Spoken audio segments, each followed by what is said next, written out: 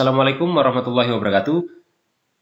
Bapak Ibu semuanya, dalam video kali ini saya akan sedikit menyinggung terkait mengapa artikel studi literatur itu penting untuk dipahami dalam kepenulisannya, terkhusus untuk kenaikan pangkat guru.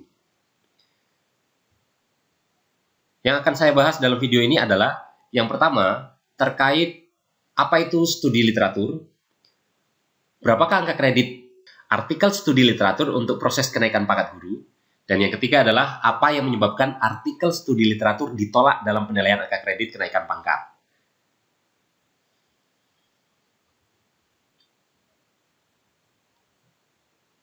Oke, yang pertama yang akan kita bahas adalah apa sebenarnya artikel studi literatur.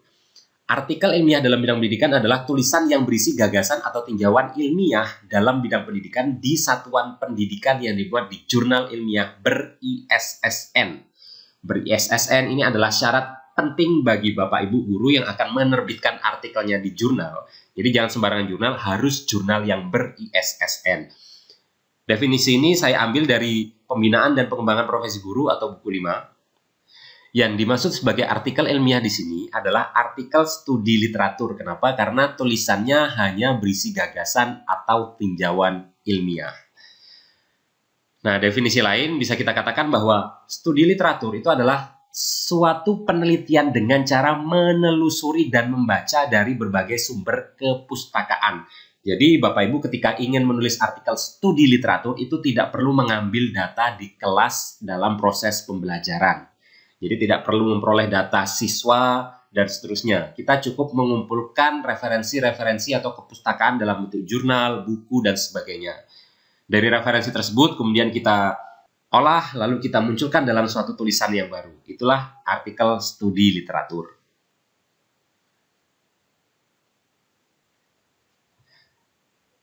Selanjutnya yang akan kita bahas adalah berapakah angka kredit untuk kenaikan pangkat guru artikel ilmiah studi literatur tadi. Jika artikel dimuat di jurnal nasional terakreditasi, maka artikel ilmiah studi literatur akan memperoleh 2 angka kredit. Jika dimuat dalam jurnal nasional tidak terakreditasi atau hanya untuk tingkat provinsi, kemudian jurnal perguruan tinggi yang belum terakreditasi nasional, kemudian jurnal internasional yang belum bereputasi, dan jurnal online yang mempunyai EISSN jelas serta DOI jelas, angkanya adalah 1,5 angka kredit. Dan yang ketiga adalah jika dimuat dalam jurnal tingkat lokal atau kabupaten atau kota atau sekolah, maka memiliki 1 angka kredit. Selanjutnya yang ketiga kita akan membahas tentang hal-hal apa saja yang menyebabkan artikel ilmiah studi literatur ditolak dalam penilaian angka kredit. Yang pertama, jika jurnal ilmiah ber-ISSN namun tidak jelas tingkat peredarannya, waktu terbitnya, dan atau jumlah artikel dalam satu jurnal. Artinya dia tidak jelas apakah itu hanya tingkat kabupaten kah, atau provinsi kah, dan seterusnya. Kalau jurnal itu dimuat untuk dipublikasikan di tingkat nasional, biasanya penulis-penulisnya itu berasal dari berbagai provinsi. Jadi tidak hanya tingkat provinsi atau kabupaten tertentu. Selain itu, biasanya jurnal direview oleh beberapa reviewer dari universitas yang berbeda.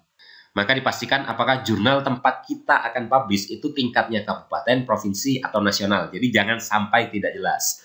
Yang kedua adalah jurnal ilmiah tadi ber-ISSN namun tidak berafiliasi dengan perguruan tinggi, organisasi profesi, kementerian, lembaga pemerintahan non-kementerian, lembaga penelitian, dan pengembangan. Jadi harus berafiliasi dengan salah satu di antaranya. Dan yang selanjutnya adalah jurnal ilmiah ber-ISSN namun tidak memiliki kelengkapan pengurus jurnal yang memadai. Nah, ini Bapak Ibu syarat-syarat agar artikelnya tidak ditolak, maka pastikan hal ini terpenuhi. Ini saja yang akan saya sampaikan untuk video kali ini. Kita akan bertemu di video berikutnya. Terima kasih, semoga bermanfaat. Assalamualaikum warahmatullahi wabarakatuh.